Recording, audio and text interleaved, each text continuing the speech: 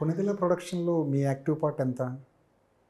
Konidala production, I was only a costume designer అంతే. for the company. Production లో never actively involved.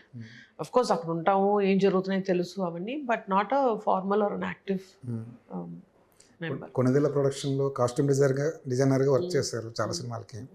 Remuneration ఇచ్చేవారా? Definitely అండి.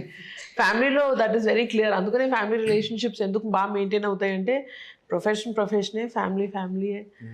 ఇప్పుడు నాన్నగారితో చేసినా సరే ఆయనకి ఇవ్వాల్సిన ఇచ్చేసి ఆయనకి మామూలు ప్రొడ్యూసర్ ఎలాంటి కంఫర్ట్స్ ఇస్తారో అలాగే ఇచ్చాము.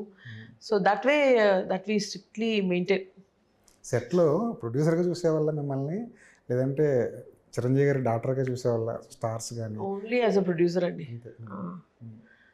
సో అదైతే ఆల్ ఆఫ్ అస్, అంటే నేను కూడా అలాగే మెయింటైన్ చేస్తాను. ఇట్స్ అంటే కొత్త జాబ్ కాదు, been profession, been business for many years. So work ప్లేస్కి వెళ్ళినప్పుడు ఏంటి, ఇంట్లో ఉన్నప్పుడు ఏంటి అన్నది క్లియర్ డిఫరెన్స్ అయితే ఉంటుంది. ఇంట్లో మనవరాలతో ఆడుకుంటున్న మెగాస్టార్ గారు, సెట్లో వరప్రసాద్ గారు, స్క్రీన్ మీద మెగాస్టార్ చిరంజీవి గారు. ఆ వేరియేషన్స్ ఒక కూతురుగా, ఒక ప్రొడ్యూసర్గా, ఒక ఫ్యాన్గా అర్థం చేసుకున్నప్పుడు మీకు ఏమనిపించింది?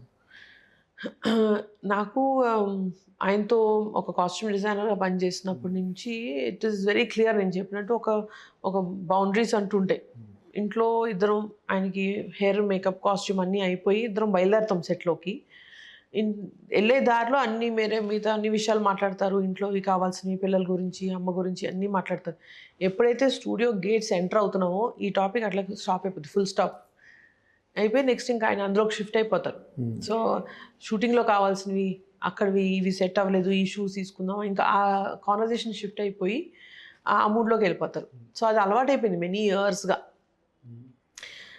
And of course as a fan ఆయన సినిమాలన్నీ చూశాను. So this is the first time ఒక కొత్త ఎక్స్పీరియన్స్ ఆయన ప్రొడ్యూసర్గా. So it's very memorable.